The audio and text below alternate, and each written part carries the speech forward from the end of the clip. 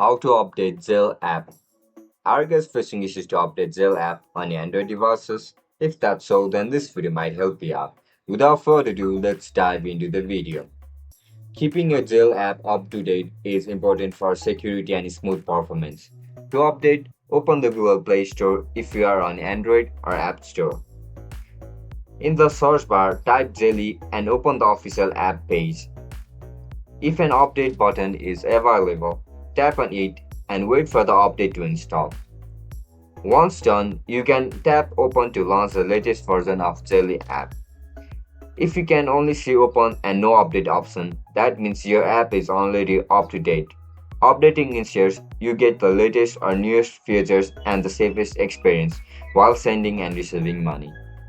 And that's it, guys. That's how you're gonna update Zelle app on your Android devices. If you guys have any issues regarding Zelle app, make sure to comment down below so that I can help you out. I'll catch you up in the next one. Bye bye.